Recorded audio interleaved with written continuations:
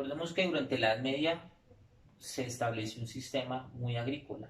Ustedes deben tener en cuenta que Europa no tiene un clima cálido ni tropical como el que tenemos nosotros, ni en Guadua, ni en la mayor parte del territorio colombiano, ni suramericano. Allá tienen estaciones, por lo cual los productos agrícolas que se producían se generaban o se cosechaban durante los meses de aproximadamente los meses de marzo hasta el mes de agosto. Era la época propicia para las cosechas, entonces era muy común y habitual, y pues por lógica del clima les tocaba sembrar trigo o cebada, no eran muchos los cultivos que ellos podían tener. Entonces era muy importante que esas cosechas fueran óptimas, el clima que les favoreciera. En esa época no había pesticidas, cualquier cambio climatológico podía ocasionar unas pérdidas humanas incalculables, porque podía la gente morir de hambre muy fácilmente, podían morir de pestes, podían morir la gente por inanición. Entonces era muy importante que las cosechas fueran óptimas durante ese periodo, además porque posteriormente a ese periodo de octubre, noviembre y diciembre, pues ya llegaba la época del invierno, pues en un periodo de cuarentena obligado porque el clima y la nieve no permitía mayores cosechas, entonces necesitaban almacenar grandes productos. Esta agricultura estaba basada pues en la tierra, lo menciono, el vasallaje era muy importante porque los aldeanos tenían que proporcionar a su señor parte de las regalías que se manifestaban por cuenta de los cultivos como tal. El castillo era muy importante en este punto. La sociedad medieval estaba pues constituida por las murallas, por las ciudades y por las catedrales. Recuerden que ahí se establece lo que fue la iglesia. Aquí estamos hablando los cultivos. No era muy común encontrar que comía carne en esa época, pues eran ricos, porque en aquella época no habían refrigeración. Entonces, por eso era que la sal tiene un papel muy importante, porque cuando tú envuelves un producto en sal, especialmente la carne, la durabilidad de la carne va a ser muchísimo mayor que si tú le das así nomás. Una carne puede durar 3 días, mientras que si tú la envuelves en sal, la carne puede durar perfectamente un mes. De ahí viene el concepto de salario, te pagaban en sal, la sal era muy valiosa. Si tú botas la sal es como si tú botaras la plata. Encontramos las grandes catedrales que van a ser las góticas. Es la catedral y es el estilo gótico, y son las grandes ciudades las que tienen las mejores catedrales como Chartres, París, Colonia, León, donde se van a establecer grandes catedrales. La catedral más famosa medieval va a ser la catedral de Notre Dame en Francia.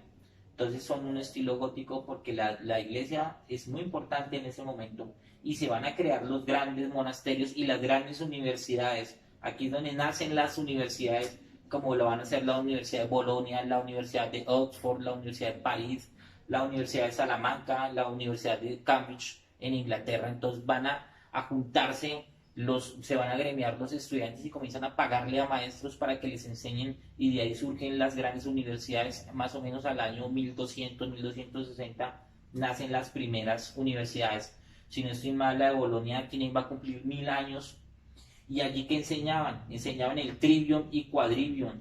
Que enseñaban en unas escuelas de esta época, enseñaban la gramática, la retórica, la geometría, la astronomía, la aritmética, la música. Y si usted se quería especializar en algo, le enseñaban derecho, medicina, teología o filosofía. Eran las 4 grandes pilares de la ciencia en aquel momento, principalmente la teología. Y era que durante esa época se enseñaba principalmente la filosofía de Aristóteles, de Sócrates, porque va a ser adecuada a la filosofía medieval, que va a ser la escolástica y la patrística, entre los cuales los más importantes y sobresalientes filósofos va a ser Santo Tomás de Aquino, va a ser uno de los más representativos filósofos, y San Agustín, ¿no? Como tal van a ser los grandes filósofos de la época. Aquí se establecen los monasterios. Los monasterios eran unos centros donde iban los jóvenes, principalmente iban hombres, o en algunos casos habían conventos donde iban las mujeres, y se enrolaban en el tema de los curas o en el tema de las monjas. Entonces allá iban y les enseñaban en estos lugares o en las abadías, les enseñaban pues las artes liberales que ya habían mencionado y les enseñaban principalmente la teología, les enseñaban a leer las escrituras. Entonces, pues como era una época donde había tanta hambruna, tanta necesidad, tanta muerte, tanta peste, pues mucha gente se enrolaba en estas abadías o en estos monasterios para aprender un poco más de la cultura, de la religión, de la fe, y pues digamos que no tenían tanta necesidad. Eran los únicos lugares principalmente donde se enseñaban las letras. No habían colegios, obviamente. Bien, encontramos la cerveza. La gente que consumía, dato curioso, no morían porque la cerveza les daba, fermentaban cocinaban, calentaban el agua, entonces no morían tan fácilmente, hervían el agua.